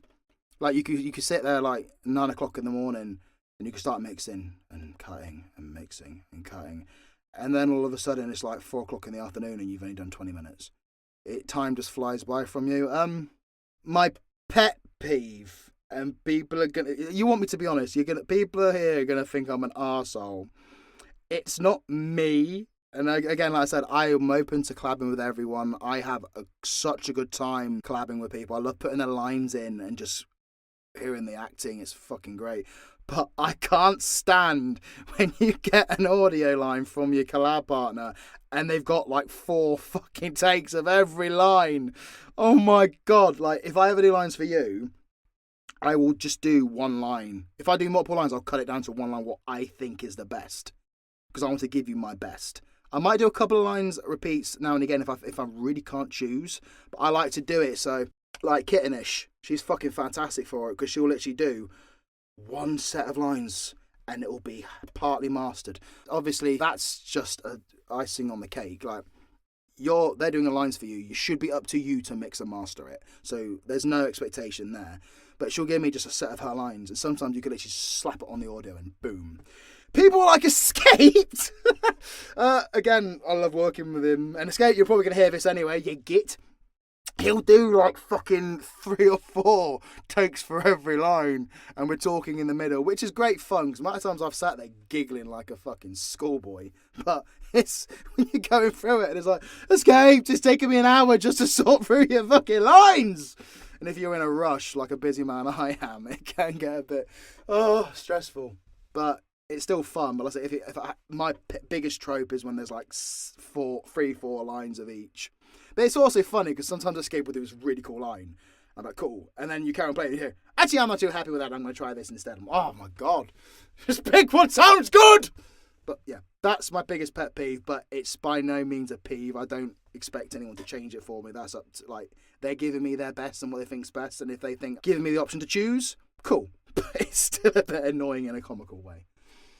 The thing is, Escaped even knows it annoys me, because he even says on one of them before that he knows I hate it, but he still does it, so more power to the lad. If there was a zombie apocalypse, which 2 of your characters would you choose as your survival buddies? Probably Creed, because he's, stays cool under pressure, he has magic, which will be good for healing and shit, and yeah, he's incredibly knowledgeable. Probably Marcus, because he's an absolute veteran. To be honest, the War of the Witches cast. But also Hunter, because Hunter, obviously, he's used to living out in the wilderness. And when ammo runs out, you can't go wrong with a sword. So yeah, probably Hunter and a lot from fucking... Because Hunter would look after you, he wouldn't do you wrong. Marcus and Creed would look after you. Cole wouldn't give a fuck about you, but he'd be pretty damn useful for charging into a horde of zombies. So probably those. This isn't really a question, but just imagine if the roles were reversed with JJ and Twinkle. It wouldn't happen. Because of JJ's genetics and his ancestors, that's literally the only reason why he can hold Maverick's soul. If it went into Twinkle, Twinkle would just die. Will we find out more about Cheeky's backstory in the future? Press the button. Were you paying attention? Supervillain. Shadowbreak Saga, Episode 1. Drinking with a Supervillain. Literally covers Cheeky's backstory. She was raised in the locked-off centre of the Empyreans. What was Blade's relationship with Eli before during the events of Dark One? Love your content. Hope you have a good day, evening, night. Thank you very much. I would imagine it was very, very militant and very full of high expectations and very little understanding or empathy. It raised Blade hard. Like, she's tough and fucking very... she's a tough old soldier. But I don't think Eli was really much in her life in terms of raising her. Just do this now. Make me proud. Well, why she's not got an awful lot of love for him. Besides this Q&A, plan on doing anything special for 20k? Hint, hint, another V audio, because we love to see our Lord Supervillain being all flirty with us again. What do you want from me? I literally did a Thanksgiving V audio the other month. No, there's not going to be another V audio after that. You've had your wholesome, you greedy, lusty creatures. But no, this is the celebration for 20k. You also had the Christmas audio, which was also a celebration, and you have my undying appreciation. I can't do much more for 20k because I've got so much planned for the next year. So let's crack on. Who was your first character that you still use to this day? Well, I've already answered that. Alpha Claw was my first one on YouTube, still used. JJ was the one on which I got my confidence to voice act, so still quite a few of them. What is a Q&A and have a nice day or night? A Q&A is this, what we're doing now. You ask questions and I answer. Plus Q and A. Are you alright with people just doing fan works for any of your world's creations? Or would you prefer to be told? Already answered that. You never have to ask me questions. Just do it if you want to do it. And please let me see it. I'd love it. As long as it's not, like I said, inappropriate. If that makes sense. I know it sounds bad since a lot of my stuff's very adult-based. Adult-themed. but I still don't want to see one of my characters getting violated by something unless it's like gory. Hi, I'm Goblin Frog. Goblin bloody Frog? I have 2 questions, if that's okay. If it's not, it's okay. You can pick one which you think is better. I should really vet these questions first. Do you have any tips on how to start making audio roleplays? I want to start, but don't know where to start. Get an audio interface. Get a microphone. Doesn't even have to be much. I think the audio Focusrite with the mic was about £200. Set it up. Write a script. Fucking go. Just let your imagination fly. And don't feel... Bear in mind, if it's just you in front of a microphone, let your imagination run wild. Don't be embarrassed. No one's going to hear it yet. And chances are you will sound 10 times better on that computer in your headphones than how you think you sound voicing it. I think I sound terrible most of the time I'm speaking. I think I sound terrible now. But strange people seem to like it. So yeah, just go with it. Don't be embarrassed or nervous, just fucking go for it. I'm sorry if that's not very inspiring. Like, oh my god, you're all amazing, you're worth it. You've all got a brain, everyone's got an imagination. It's how we get through life and enjoy ourselves. Just use it. Would you rather unlimited bacon but no games, or unlimited games but no game? What? Would you rather unlimited bacon but no games, or unlimited games but no games? I think I'm getting a stroke just hearing that. If you mean unlimited bacon or no games, or unlimited games but no bacon, probably unlimited games. Because bacon's great for the moment, but games last longer. Did ending the reddening and doing things like killing V make you scared or emotional in any way? Yeah. I had great fun in killing the characters off, but there were a few moments where I was like, oh man, I felt a bit bad. Marcus for one of them. Poor Marcus never did anything wrong, did he? He's just an older fucking veteran who's just getting through his life, and to get absolutely brutally murdered like that, he didn't really deserve it. I felt a bit bad for Marcus. And the voice acting part, when I did V's dying screams, I actually collapsed a bit in the booth and went, oh, wow, that's voice acting. And I'm not trying to kiss my own arse, so they got a very nice bum. But to me, like, I don't want to go, I've seen people in real pain, and there's always a tone of anger to it, like genuine agony. It's not just like there's a real rage in the voice, and there's a bit where I can't do that kind of noise. And yeah, when I heard it, I thought, oh, you fucker. And I actually felt bad for, like, genuine agony, like just trying to hold on to the pain, but just overwhelming it. Yeah, I felt bad for V. Even though it's me voice, I felt bad for V in that moment. It was horrific. Top artists or songs and greatest movies of all time. Greatest movies of all time: Ace Ventura, When Nature Calls, and the original Lion King movie. You can argue with me, but you'd be wrong. Top artists or songs: my all-time favourite band are Trivium, and probably one of my all-time favourite songs is Like Light to Flies. To me, it's got the perfect blend of music, heavy, melodic, and the chorus is just fucking incredible. I won't go any more into that because obviously there's many more, but if you want a one answer, that would be that. Someone offers you 100 kilos of gold to spend 2 weeks in one of your worlds. Which one would you go to? You cannot pick Therians. What? I love how you assumed I'd want to go to Therian's world. Get eaten by a giant childish tiger. Probably, like I said, probably Alphaclaw's world. I'd probably go to Alphaclaw's world and invest 100 kilos of gold into the Alphaclaw Society. Also the Red Fangs. You're wondering who the Red Fangs are, aren't you? You have to wait until later on this year. Yeah, just going to Alpha and giving them that kind of money. Could you imagine the chaos it caused? Who was your favourite collab you've done? I don't have a favourite collab as per se. I've had so many good collabs and I've had moments that really stood out to me. Yeah, I can't really pick one of those. I've loved all the collabs I've done. Do you have a favourite character you voiced from a collab? That I can answer. Some of my favourite ones, I played a character called Carnifex in Kittenish's 7 Deadly Sins audio. Check it out. This is what it looks like. If you like Advocate's voice, it's very similar. That was really good because me and Kittenish stayed up all night writing the script between us, and it's very dark and very poetic. I really enjoyed that.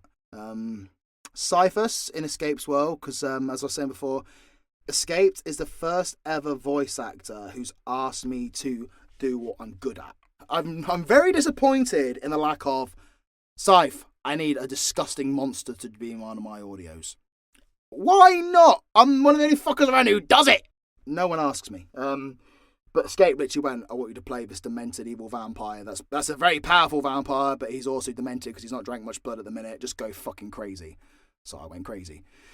And even today, you hear people on this server talking about how much Cypher scared them. So, yeah, I'm very proud of that character.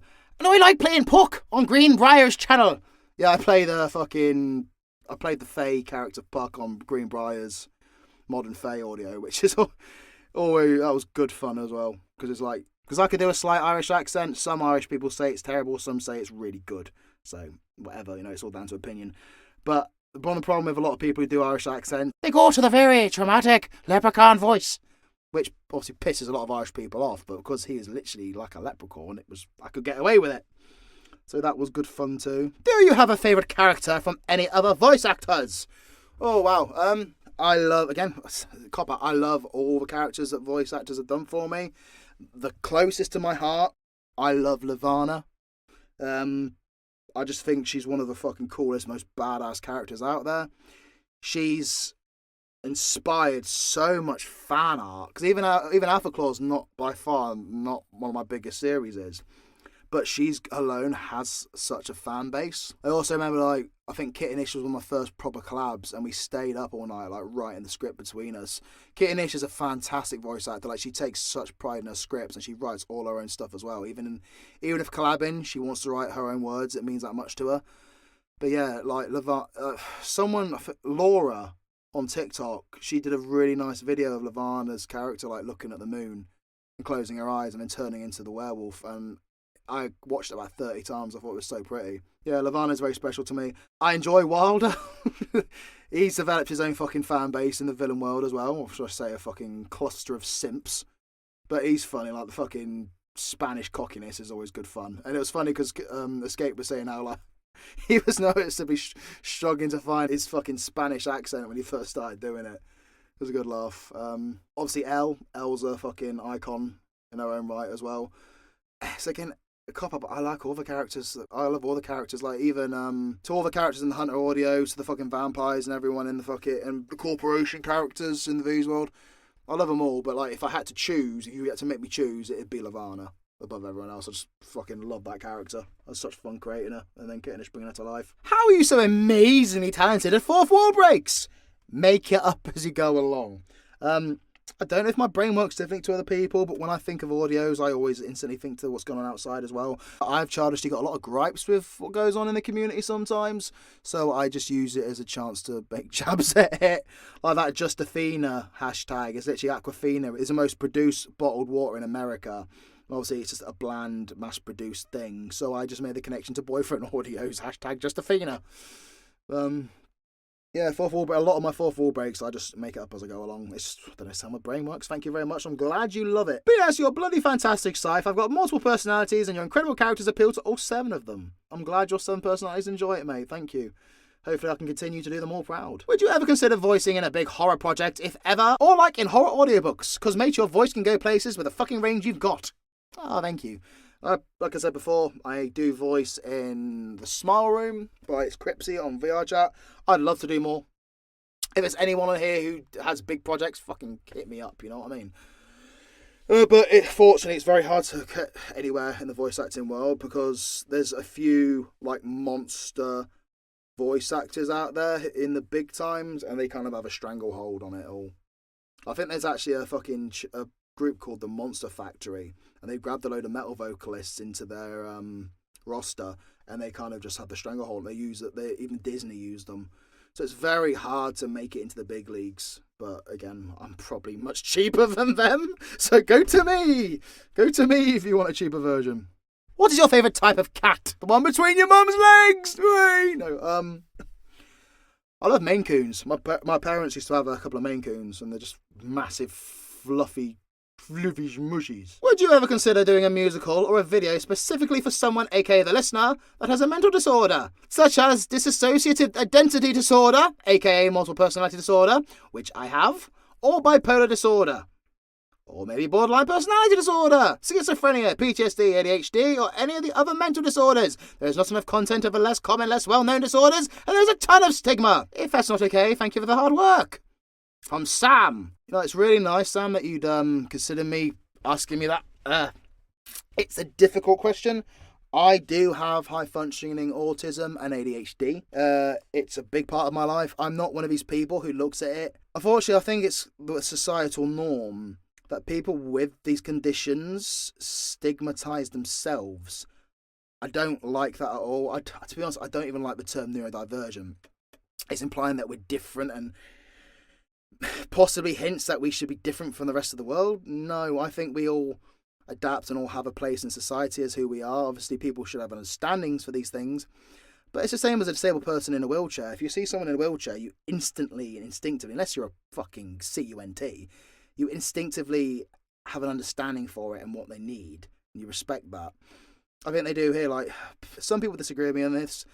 I find my experiences in the UK, when I tell someone I've got ADHD, because I twitch a lot, they go, "Oh, that's cool," and they just accept it. It's very rare someone reacts negatively towards it, and I've always had the support that I need. So I would consider something for like ADHD or autism. I think my audios alone do that. I've had so many people say they love Bomo because it's literally just their mind working. But I don't know if I'd do a comfort audio or something for some of those, because I wouldn't want to do disjustice to it, if that makes sense. Like, some of my audios, like, even take Atrocity, like, obviously Little Love's definitely got PTSD and stuff. Atrocity will say things along the lines of that your scars are yours, it shows you've survived the worst predator and you've come out stronger, and all this stuff. That's how I do my little hints and stuff to support you and to support acceptance for people. I don't know if I do it's not a definite no, but I like my work to speak for itself on that matter. That everyone's accepted in my worlds, in my stories, and in my community, no matter how wacky you are. As long as you're respectful to people, we'll be respectful to you, you know what I mean? The fact I've got this far while being an ADHD gremlin, it's a superpower. Stop looking at these things like it's a bad thing or an illness. It's not. It's just the way your brain's wired. And if you live your life with respect and being a decent person, no matter how hard it can be, you'll do fine. Also, the fact is, it could argue that probably the way I write how I do is because of my ADHD. So it's not really a bad thing, is it? It's more of a fucking superpower. But look, if everyone looked at their issues like a superpower, I think we'd all be a little bit happier. Do you ever think of quitting YouTube? Yes. I actually had a stage it was either the beginning of last year or the end of the year before. I got very overworked and burnt out, and I got very bitter because I was making big audios and I was hardly getting any views. And I was looking like, well, hang on a sec, I've got 10,000 subscribers and only 1,000 views, which means 90% of my subs have looked at that audio and thought, fuck you. I took things very personally. Shouldn't have done. Like, everyone's got things going on in their lives, but yeah, I was getting really upset with these things. And I was struggling to understand why I had so many subscribers but so little views, and I got very childish about it. I had to talk a lot to Kittenish and some of my friends, and it brought me back to, well, no, that's not the case. It's not a personal thing. But I got very close to quitting YouTube around that time, and also I started my career in October 2022, and I was like, well, I ain't got time for this. I can't put all this work in for little views when I've got such an important job now. Don't ask what my job is, I won't tell you. But then it hit me, well, I do this because I love it. And why, like, you get so many people do the fan art for me, all the support, say how much I've inspired them. To quit because the other people don't listen to me as much as I want them to, it's spitting in their face. And then I realised I'm not about that. I'm about creating what I love. People love, if few people love it, cool. So yeah, I have thought of quitting YouTube before, but I'm very, very far away from that mindset now. How do you decide on what voice to give to each character, like accent and pitch? I think I covered most of that before. A lot of my character voices come from me trying out for other audios and then going, hang on, that's pretty cool. Or even a vocal style. Like, I learned Tuscan/Mongolian throat singing the other year, which if you've heard it, it's like,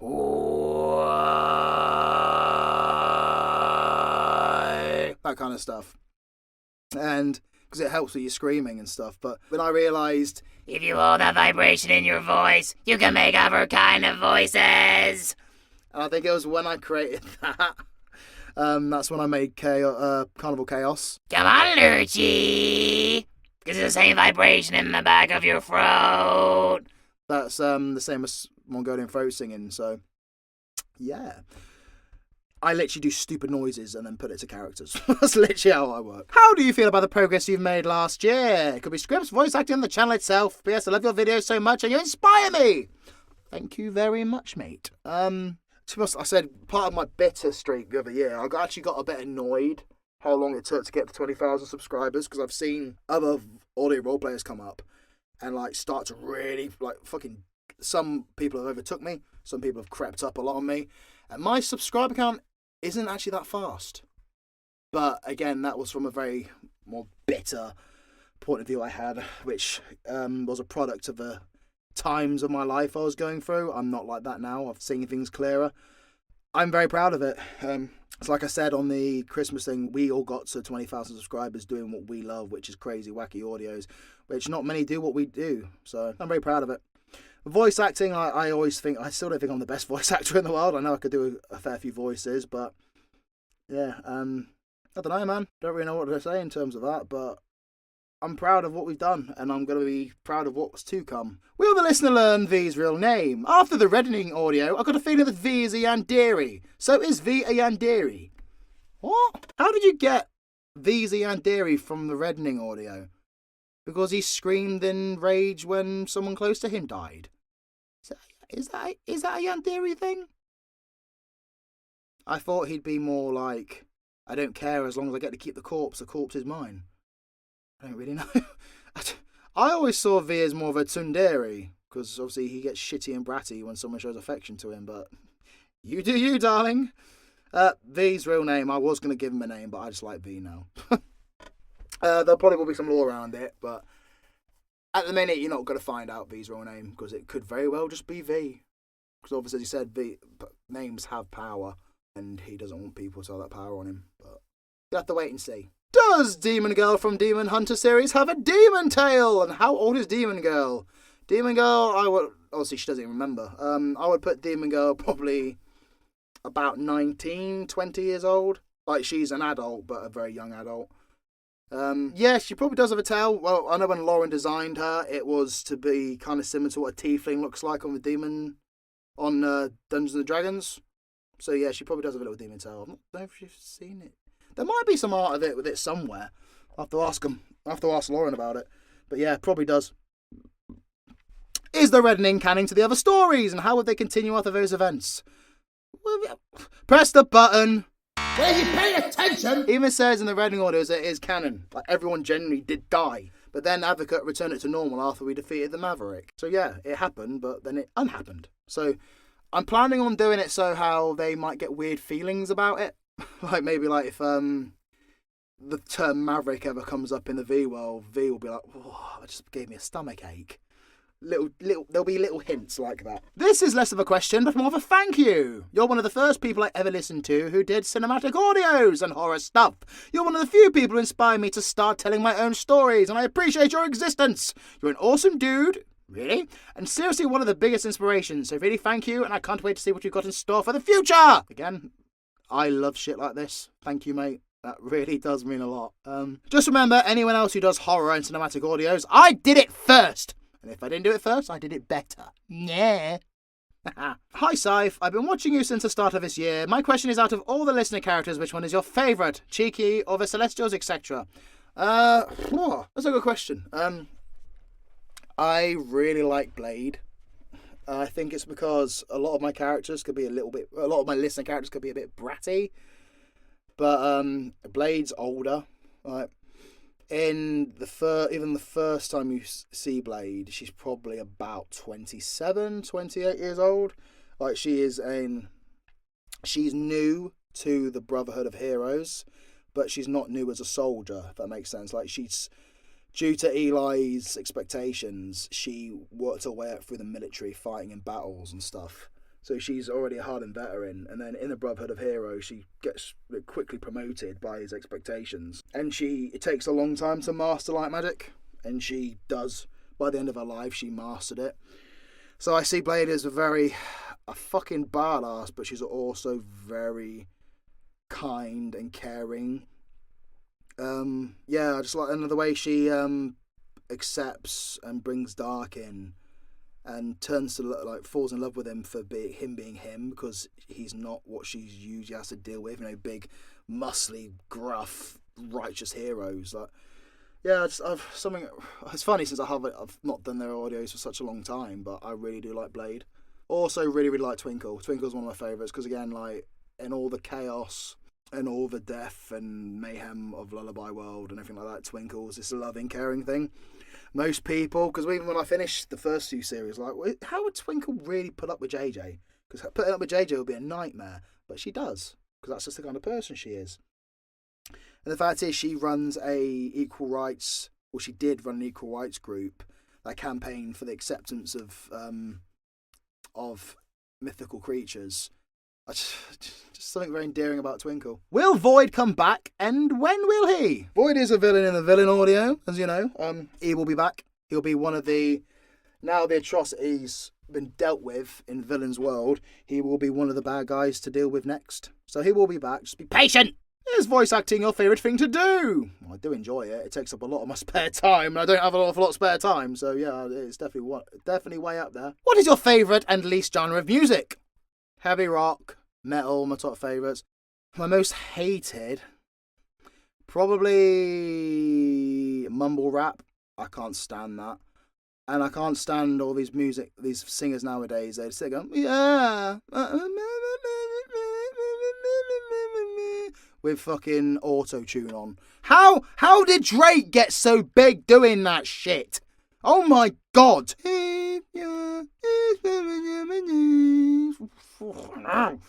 Yeah, I don't like that. I don't like drill. Because drill's basically a form of London rap where people brag about crimes they've done, and they're real crimes. It's not just someone bragging about making up shooting someone. They've generally done nasty shit. Don't like grime music much either. I like rap. I don't like grime. And I don't like a lot of pop music today because it's not what pop used to be. You get a lot of singers that all just sound the same and you can't tell. It's like, oh my god, it's Menly Martinez, apricot tomato, pina colada. Okay, well, which one's which? They all sound the bloody same. Who's your favourite person to collab with, and why is it Kittenish Audios? Ha! I just trolled you, Escaped. Escaped, but who's your favourite person to collab with, and why is it Escaped Audios? Ha! I like working with everyone, Escaped, and you know I like working with you, even when you give me fucking 50 takes per line. You git. But yeah, I just like working with everyone. In a life or death situation, there is a button that turns all the ducks in the world into tiny versions of Lady Gaga, but nobody sees it but you. Would you press it or would you die? What the fuck? Oh, that's my kind of question. I would hit that fucking button and they would all be unable to read my poker face, bitch. Hey, Scythe, long-time listener to your audios. Love them all. My question might be one that you have answered before, but here it goes. When making your characters, what process do you use in their creation? What they look like, what they sound like, what their personalities are, things of that nature. As a follow-up question, when you make your characters, do you put a bit of yourself into them, like an aspect of your personality? Things that you have experienced in your life, people that have influenced you in some way. I think I've answered all those questions, but I just really wanted to read that dramatically as Uta Twet. Think I've answered that before. I say every character's got a bit of me in there, to be fair. Like I say, even Bombo's my ADHD. Alpha and Lavana. It's pretty much my relationship with Kittenish, if we were both werewolves. I do plan to continue what I'm doing. Thank you. There's a lot of questions about what inspired me. I think I already answered that. If Atrocity would come back to life easily in the reddening, does it mean he will come back to the villain universe as well? Well, you'll have to wait and see, won't you? I don't know if any of you might have put it together, but Atrocity, Little Love's Atrocity, who came to fight the Maverick, seemed very familiar with V's world. Would Elle ever consider adopting more kids after the incident with the Atrocity? Lots of love from the US. Lots of love for the US. Don't drop a fucking bomb on me, Ed. Ooh. She didn't really adopt kids, did she? They were all part of her family. Like, she was raised with these children from the Dark Ones. They were her family. It wasn't a duty or anything, so I doubt she would. Because, as I mentioned in other audios, Elle wasn't around a lot of the time. V was the one who was looking after them. So, no, I doubt she'd adopt anyone. I know this might not be a question, but since I listened to that audio of you and Escaped Audio singing Bubblegum Bitch, can you both sing Single Ladies Put a Ring on It? If not, that's okay. And congratulations on 20k. Probably not. what makes my work with Escape so good with things like this is we just make it up on the spot. We do what's fun. Like, I remember because I messaged him and said, hey, do you want to do a little audio at the end where, because obviously the one where I invaded his world was really fun, and we did a little thing at the end, and that was kind of improvised. And then I said, hey, why don't we do it at the end where I forget about you and I come to get you? And I said to him, just make it up on the spot, like maybe sing or something. And he did the bubblegum bitch idea. And then I had the idea to come in and obviously do the beatbox thing to it. And we just spent time fucking laughing about it. So it was natural. Well, whatever Escapes and I do in the future is probably going to be equally as insane. So just look forward to whatever we do. And if you want single, please put a ring on it. Fucking pay me! When will you do a face reveal, and do you have a girlfriend? First things first, no, I will never do a face reveal. My face is mine. It belongs to me, my family, and my loved ones. I mean, I'm not ugly. I'm quite a good-looking dude. But I'm also not some anime fucking boy like V. So I don't want to offend all the teenagers when I don't fit the fucking expectation for their anime boy love life. To be honest, on that subject, I'm quite lucky to have such a decent community. I don't really have that issue with parasocial relationships, because I think if I did, I've got no problem telling them to piss off. People just love me for my work. It's what it should be. And that's enough, which I'm very grateful for this community for. So no, I will never do a face reveal. Like I said, if I ever got big as a voice actor, and obviously most voice actors do have their faces on stuff, I probably just look forward to people figuring out, hang on, this voice actor in this game sounds like Scythe. Hello. But yeah, do I have a girlfriend? Well, you're probably new. I am in a long-term, very loving and incredible relationship with Kittenish. If you hear our audios, you'll probably be able to pick up on that. But yeah, me and Kittenish are a couple. Do not fucking get jealous, because it's been years, and the OG listeners know this. But yeah. Any collabs planned for 2024? Not, I've got ideas, but no, not at the minute. So send me your collab invites. Work with me. I'm just as friendly to work with as Escape, damn it. Hello. How old are all your characters? We're not going through that. It'll take forever. What inspired you to start doing these types of audios, voice acting, since it clearly takes up a lot of training practice? Already answered that. Why must JJ suffer so? And please, for the love of hell, don't say for the plot. For the plot. Next. What are Lavana and Alpha going to look like when they become werewolves? I wanted to try to design on what they look like. So, if you've seen Van Helsing or Underworld, they're more like that. They can run on all four legs. Well, it's different. Most werewolves can stand up on their hind legs, and they're like the Lycans from Underworld, or like the werewolf on Helsing. Like big, fucking, beastly, muscly, hairy fuckers. But Alpha's is even fucking bigger. Imagine like a 6-foot werewolf. He's about fucking... When he's in feral mode, he can get bigger and bigger and bigger and bigger and bigger. But hey, he can stand up on his hind legs, he can run all fours, he's big, muscly, massive fucking claws, massive fucking unwolfishly big mouth. But because Lavana is... I don't want to drop the... She's a special kind of wolf. She is actually hind legs. And she's... Alpha's big and black with yellow eyes. Lavana's whitish blonde, got a really long bushy tail, and they run on all fours. So that's the best without giving much away. Where in Britain did you grow up? Good luck getting a question from that. I grew up in the south. We'll go from that. Not the dirty, dirty south. Do accents come quite naturally to you? Are you a mimic, or do you have to work with them? Which accent do you find the most difficult? I can be a bit of the parrot. For example, I've spent some time working in Wales, which is near Liverpool. And as you know, Clede's got the fucking Scouse accent. So I kind of picked up on that. I'm not actually that good with accents. People might disagree, but I can't. It takes a long time for me to learn. The Irish accent took me a good year or so, and I struggle with them. But if I'm around accents enough, I could pick up on them better. So you could say I'm more of a parrot. The most difficult by far is the fucking Scottish accent. I was so fucking playfully bitter when Escape just smashed out the Scottish accent after practicing it for a month. I don't know how they do it. Like, you fucking Scots speak at the fucking back of the throat and roll your tongue at everything. I don't know how you do it. It's very stressful. You know, the hardest accent would be Scottish. If I could ever fucking pull up a Scottish accent without just sounding angry, I will make it as a voice actor. But for now, no, it's fucking solid. You've asked like 12 questions. I can't answer all of them. That's just unfair.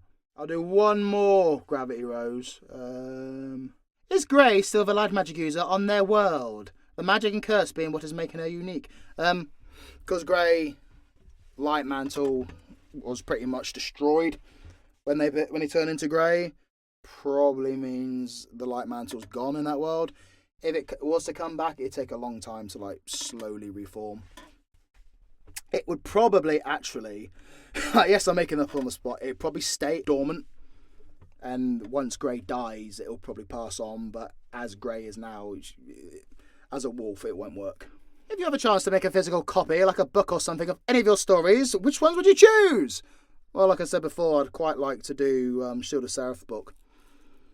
At some point, it's just sort of half done, but like I say, it'd have to be looked at from a different perspective because it is different. But yeah, probably that.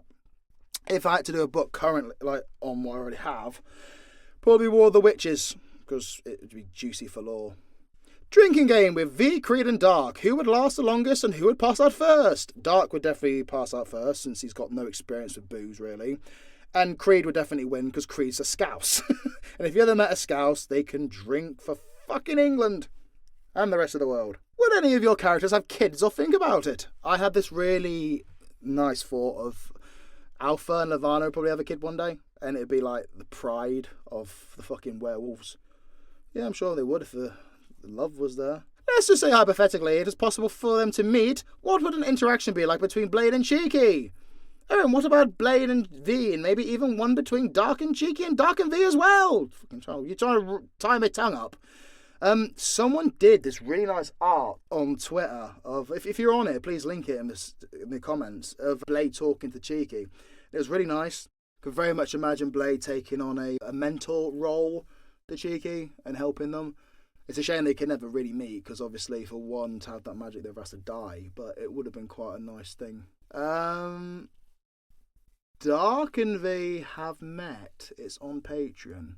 If you want it, go fucking listen to it. Otherwise, we'll just have to wait until the story develops.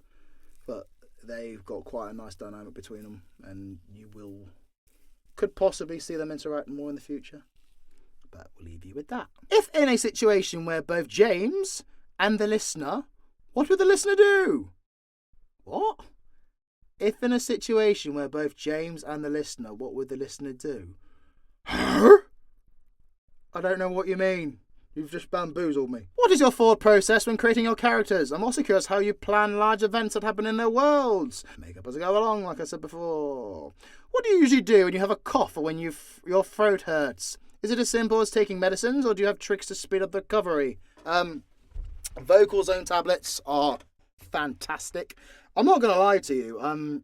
I probably take quite shit care of my throat considering what I do. Fucking Happy Lager VA, he posted this thing before about saying how you take caffeine during like vocals and stuff. And I'll have a cup of coffee and then go straight into screaming. It's bad because I'm in a band, but when I get ready for a gig, I do a lot of warm-ups beforehand, which is silly because I warm up before a gig and I warm up for band practice, but recording can take hours upon hours, whilst a set could only be half an hour. So I've probably got all fucking skew whiff, to be fair. If you want recommendations, Vocal Zone tablets are fantastic. Yes, drink your fucking water, but also listen to your body. If you feel dry, probably want to drink something. You know what I mean? Avoid fizzy drinks, mainly because it makes you fucking burp. Because if you're screaming and stuff, you're pushing on your stomach. For recovery, I can do a really brutal like band set or really brutal audio recording and feel a bit hoarse, but I'll be fine the next day. This is because I know my limits. How do you deal with creative blocks? Smash through the fucker with a fucking hammer. Look for inspiration. Like you can find inspiration in a thought, in a song. Music's fantastic for it. Like really is fantastic for it. Talk to your mates. Watch films. That's how I deal with it. I've never really had a writer's block. I am currently writing about 6 scripts. Creative blocks are very rarely an issue for me. Any tips on increasing vocal range? Yeah. Start from the bottom and work your way up. Depends what you want to do. If you want to sing the songs of the bands you like. Develop your style around that. But don't try to sing like the band. Just learn to sing the song, if that makes sense. Like if there's a song where the singer's got a really crazy range, just try to learn to sing that song within your comfort zone and make it your own style. It's literally, it might be a cliche, but just practice. That's all you can do. But learn the techniques first. So I might do a how to scream video at some point. But there's some good ones out there. Look up Melissa Cross, The Zen of Screaming. Or Extreme Vocal Institute, I think it's called. He does some really good tips on how to scream and stuff, but he also covers singing. So go to them. At the end of the villain series, season 1, we had Void change to his original form. Can we expect to see him again soon? I've already answered that question. Yes, you will see him. He will be one of the main baddies in the future videos. If you were a specific aquatic animal, what would you be? Probably a crawdad. It's just like little gentlemanly lobsters with little claws. If these stories were in a different format, say a visual novel or an animation or comic, do you think they would have turned out differently? If so, what would be different? Well, let's face it, an anime of V would be fucking banging. Probably bigger than what we're in, because we have a beautiful little niche community here. That'd probably be bigger, but then would it really be me? Because unfortunately, if you get these big animations or comics take over, normally the creator gets fucking shafted for it. But yeah. And thank you, everyone. That sums up the fucking Q&A, which has taken forever. Any last words, Saif? Yeah, so this has been a long one. I hope this has given you a nice look into my life a bit more, and so if we get to 30,000 I'll do another Q&A, but I hope I've answered some questions. It's been a pleasure talking to you all, and now I actually have 2 announcements for you all if you've stuck by for this. Advocate, do you want to take it away? Thank you, Saif. It is time to announce a very new special way to tell stories. I have been traveling through the void, endless realities, endless worlds, all with their own stories to tell. I have managed to pull many out, but only for a limited period of time. There will be, on top of Saif's normal releases, there will be smaller stories to tell. These stories will be short, but by no means lacking in the flair of Saif's creative power. If you like these stories, there is only one way for me to free them from the void, and for them to become series. Tales from the Void will require 10,000 views within a month of their release before they are lost to the void for all time. Thank you, Advocate. So yes, there'll be a new... Thank you, Advocate. So yes, there'll be a new set of audios coming out throughout the year. It basically allows me to work with my creative juices and flex without the expectation or pressure of sticking to a series. It's going to be called Tales from the Void. They're all going to be different and unique and crazy and maybe even a bit sexy. And basically, if they hit 10,000 views within a month, I will probably do a sequel and make a series. If not, then they'll be lost forever. So if you like it, share it with your friends. And last but not least, thank you all, everyone. Here's to a crazy 2024. And what best goes with a new year, with a new look. Because that time in the voids made me feel a little bit more grim.